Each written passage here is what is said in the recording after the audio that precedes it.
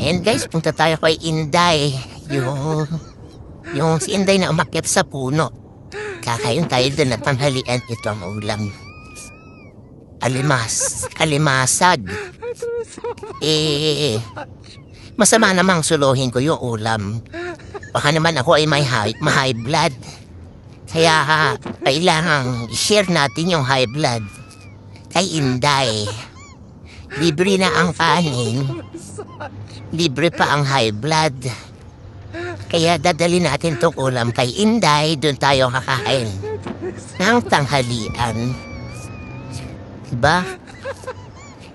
Para ma-high blood man, hindi lang ako. Pati siya.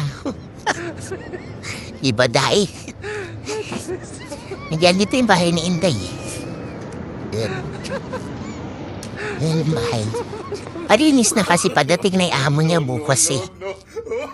Ginawa lang sa bayan itong palm tree. Okay guys. See you. Ito. Yan yung gamit ng mga amo niya. Mayaman amo niya eh. Ito may alubati siya dito. Sige na, thank you. Bye-bye.